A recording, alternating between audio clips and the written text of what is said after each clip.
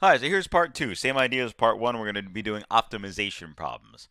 And I got three more of them here. Right. This first one is about a can that holds 1,000 cubic centimeters. This says find the dimensions that will make a can that holds 1,000 cubic centimeters and uses the least amount of material. So let's think soup can. You want to use the least amount of metal and still hold a certain amount of material. Okay, so you can see where in a business application this would be important to not spend more money than you need, or from an environmental concern, not to use more material than you need to make this can. So the first thing is a little geometry review over here, right? We got a can, cylinder we might call it. It's got a certain radius, and it's got a certain height. And so if I want to find out how much material I need to make the can, I need to find both the lateral area and the area of the bases. So the area of the bases, well, they're two circles, right? Two circles.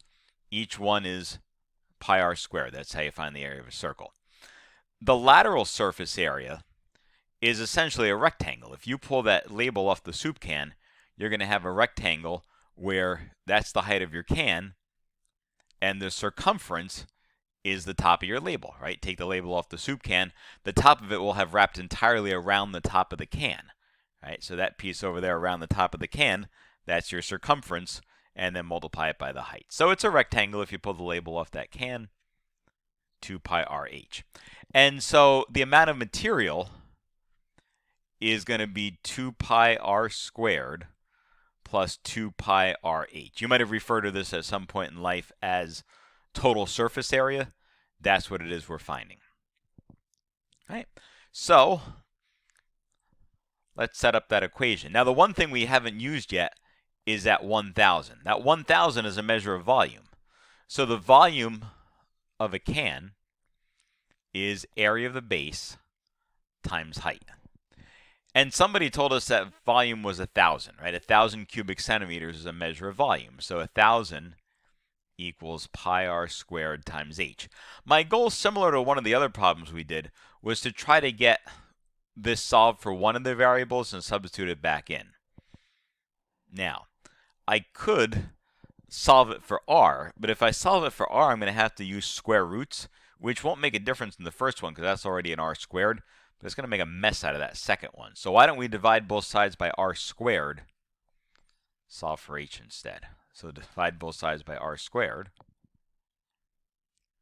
And by pi, right? Let's get rid of the pi too. So we end up with 1,000 over pi r squared is equal to h. So the amount of material that we need is 2 pi r squared plus 2 pi r times h, which we said was the same thing as 1,000 over pi r squared. All right, let's simplify that a little bit. Carry this over here so I don't have my nice board with me. So we've got 2 pi r squared plus, over here the pi's cancel, right? Pi on the top, pi on the bottom cancels. 2 times 1,000 is 2,000. And with an r on the top and an r squared on the bottom, one of these will cancel one of these. And we get divided by r. So into Desmos, I'm going to throw in 2 pi x squared plus 2,000 over x, right? So in this case, x will be the radius. I guess Desmos will probably take it as an r, but I'll push my luck here. All right, so I got y equals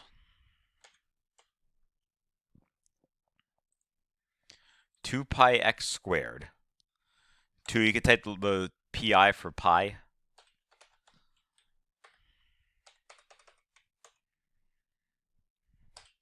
All right, so remember we said we were trying to minimize something, right? We're looking for a graph that has a bottom to it. Right now, I don't see a graph. Oh, all right, so if I zoom out a little bit, there's my graph. Where's the lowest point on that graph? Looks like right about there. Let's call it 5.42.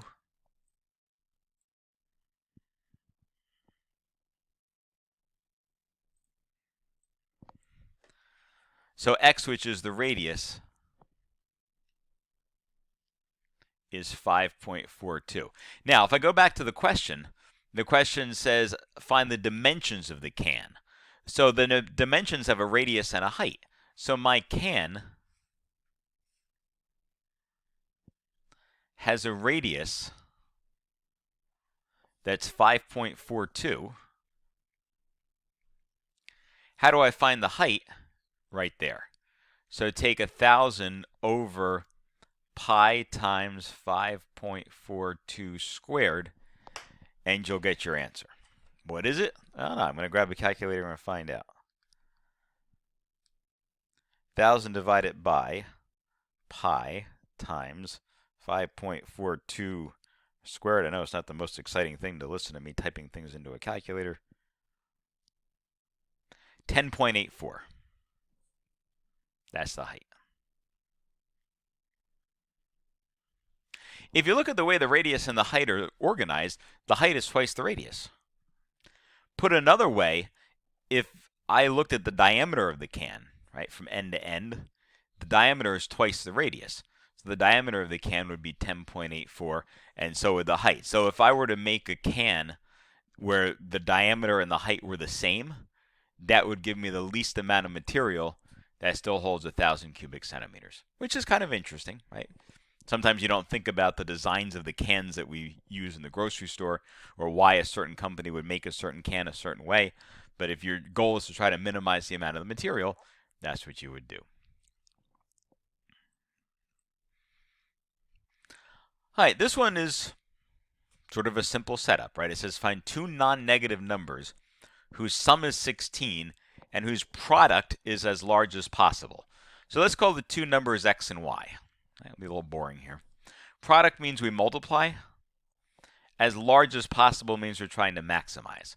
So we're trying to maximize the product xy. So let's call it product equals xy. All right, what does it tell me? It says two non-negative numbers whose sum is 16. So x plus y is equal to 16. All right, let's subtract an x from both sides. My goal is what? Just like we've done in previous problems, to replace that y with a 16 minus x. And so that product is x times 16 minus x. Right, so I could think of it as 16x minus x squared. I don't want to use the y because I already have y representing one of the other numbers. So that thing on the left side I'll just call product. All right, so 16x minus x squared. Here I have to use a y, so all right, 16x minus x squared. We just have to realize that that second term is not really our other number. All right, well, that's a much bigger window than we need. So we can go over here to our wrench and make the y's go up to like 50.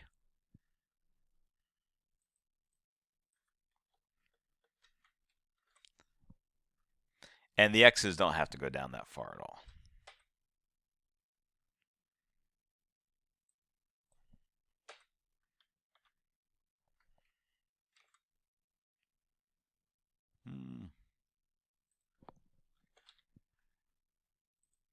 Okay. So where does this seem to hit its maximum? Seems to hit its maximum right here at 8. So if the x value is 8, what's the y value? Turns out it's also 8. All right, so if at the maximum x is equal to 8, then the other number that adds up to 16 must also be 8. So 8 plus 8 is 16. 8 times 8 is 64. If you try other numbers like 9 and 7, 9 and 7 is okay. 9 and 7 adds up to 16, but its product is 63. 10 and 6 adds up to 16, but its product is 60, and so forth and so forth. So you can pick other numbers that add up to 16. Product won't be as large as possible. All right, let's try one more. This is kind of a neat problem, I think. I like riding long-distance trains. I don't know if you've ever ridden long-distance trains before, but you can go across the country and sleep on a train overnight. It's kind of fun. So the Amtrak Empire Builder really is a train. I've been on it before. It runs from Chicago to Seattle. I didn't go all the way to Seattle. I went to Glacier National Park years ago on the Empire Builder. So with a price of a ticket at $200, it carries 650 people a day. Extra train cars can be added, though. A survey indicates that for each $10 drop in a ticket price, 50 more people will ride the train, which is roughly a train car full of people. What ticket price will maximize revenue from ticket sales? Now we are making some assumptions in this problem, right? We're assuming that Amtrak has enough extra train cars that they can handle that extra capacity, that it's okay to have a train of that length, right? There's some assumptions that go into a problem like this, but let's take a look at the mathematics that goes with it. This is similar to that DVD problem we did at the beginning.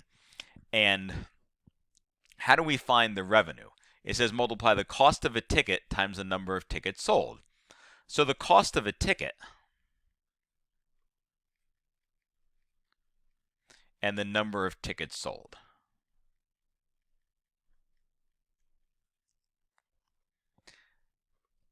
We're going to have to pick a variable that represents the number of times we dropped the ticket price. So let's let x be the number of price drops. The cost of a ticket starts at $200, and it says each time I drop the price, I'm going to drop it by $10. So each time I drop the price, I'm going to drop it by $10.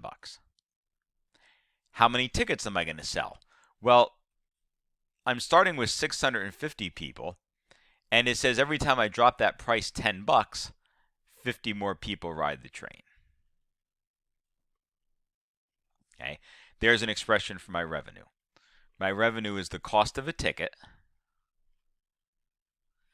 times the number of tickets that I sell. Right? And I can expand that. I can make that a nice polynomial, but I think I'm just going to throw that into Desmos as is. Then we may have to readjust the window. Let's see what we get. So we get 200 minus 10x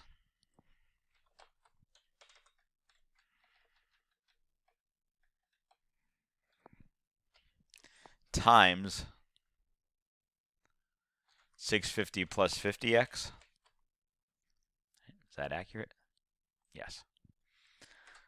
All right, so obviously on my window over here, I don't have anything. Now, if you look at this equation, 200 times 650, if I did 200 times 600, that would be a 12 with 4 zeros after it. Look at my y-scale. My y-scale only goes up to 60. What if I started by making my y-scale have like a 12 with 4 zeros after it? Oh, now I see the beginnings of a graph.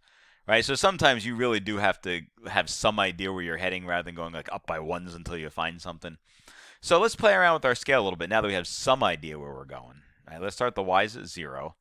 Up to, we need more than 120, so I don't know, maybe we got 140,000. Okay, now I see a top. And that actually isn't a bad window, because look what happens. Up here, you can see it's going to go up and back down again. Now, it wouldn't actually be terrible if you said, it's a little hard to see here. What if I started this at 60,000 for the y's? All right, I get a little bit better definition as to where it's going. How about 80,000? All right, so now I can see it come up and back down again. Right. You might even play around with the x's a little bit. Say maybe it only has to go up to 15 or something like that. Now I can see it goes up, up, up. It looks like that's a reasonable value for the max. So when x is equal to 3.5, that looks like where it hits its highest value. So for a while, I dropped the price. More people come to ride the train, and my revenue increases. At some point, it's going to hit a maximum, and now I'm going to drop the price so much that I could fill up dozens of train cars with people that are paying next to nothing. And of course, I don't make any money that way. So if x is 3.5, there's my answer. Well, there's my kind of answer. How do I answer the question? So I figured out the maximum happens when x is 3.5. So essentially, I should drop the price 3.5 times. The cost of a ticket is 200 minus 10 times 3.5. So 200 minus 35, $165. Right, so I should charge $165 per ticket. And then if I want to know how many tickets are going to be sold, take 650 plus 50 times 3.5. Let's find out what that is. Just out of curiosity. I know that you don't need it to answer the question. 825 tickets. Right, so I could sell 825 tickets at $165 each, and I will have maximized the revenue. After that, it starts decreasing again. And of course, all of this assumes that, they have enough train cars for 825 people and enough onboard crew and places for luggage and engines and all that kind of stuff. But assuming that all that is true, this is one way that you can use optimization to help you solve problems. And that's it. Thank you for watching today.